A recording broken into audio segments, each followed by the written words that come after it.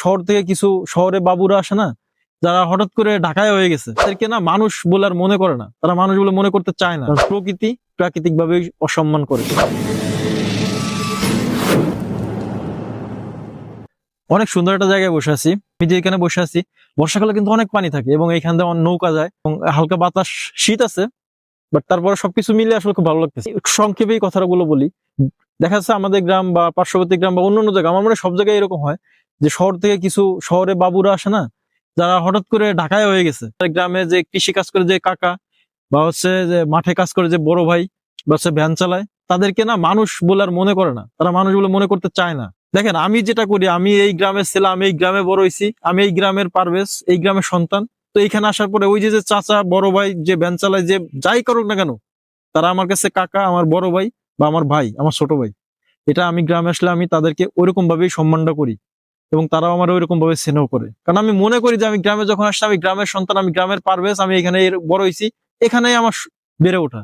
আমার job sector যেটা, আমি যেখানে চাকরি করি, আমি সেইখানে আমার আইডেন্টিফিকেশন। কিন্তু আমি গ্রামে আসছি, গ্রামের আইডেন্টিফিকেশন এটাই। অনেকে আছে গ্রামে আসে, যে চাচাটা দেখা যাচ্ছে ছোটবেলায় আপনাকে নদীতে সাঁতার কাটতে সাহায্য করছে, পুকুরে মাছ ধরতে সাহায্য করছে, আপনি বিপদে পড়ছেন, আপনাকে নিয়ে সাইকেলে করে আপনার হসপিটালে নিয়ে গেছে।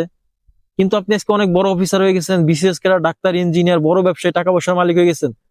এখন গ্রামে আসলে আপনি ফ্যামিলি নিয়ে আসছেন বা আপনার ওয়াইফকে সাথে নিয়ে আসছেন বা শ্বশুর বাড়ির লোকজন নিয়ে আসছেন, এখন আর ওই চাচাকে একটা সালাম দিতে গেলে না আপনার নিজের কাছে একটা কেন হেজিটেশন ফিল করেন। কিন্তু কেন ভাই?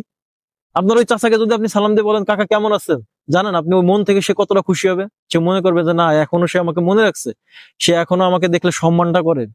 এরা না আপনার কাছে টাকা চায় না, তারা আপনাকে অতটুকু সম্মানটাই ডিজার্ভ করে। শুধু জিজ্ঞেস করে দেখেন যে কাকা কেমন আছেন, আপনার বাড়ির সবাই ভালো আছে, এতটুকু কথা, আর কিচ্ছু না।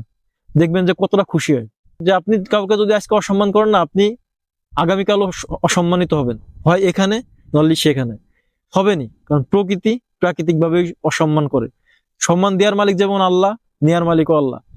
আজকে আপনি কাকে সম্মান করলেন, ওটার উপর ডিপেন্ড করে আপনাকে অন্য জায়গায় আপনি কি সম্মানিত হবেন কিনা। সুতরাং গ্রামে আসলে আপনি গ্রামের সন্তান হয়ে যান। শহরে যান, আপনি যত বড়ই ক্যাডার অফিসার হন না কেন, আপনার জব সেক্টর যেখানে, আপনি সেখানে অফিসারগিরি দেখান। কিন্তু গ্রামে আসলে গ্রামের সন্তান, গ্রামের চাচা, গ্রামের ভাই, গ্রামের ছোট ভাই, এদের সাথে আপনি গ্রামের ছেলে হয়ে মিশে যান। আমি যখন গ্রামে আসি, আমার বন্ধু বান্ধব বা আমরা একসাথে যারা পড়াশোনা করতাম, অনেকে বিভিন্ন জায়গায় চাকরি করতেছে, বিদেশে চলে গেছে। আমার লেভেলে অনেকে হয়তোবা নাই, কিন্তু গ্রামে যে ছোট ভাইরা আছে না, বড় ভাই আছে, কাকা আছে, তাদের সাথে আমি ওরকম ফ্রেন্ডলি ভাবে মিশে যাই।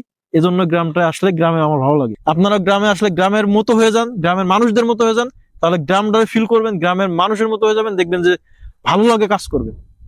আল্লাহ হাফেজ, আসসালামু আলাইকুম।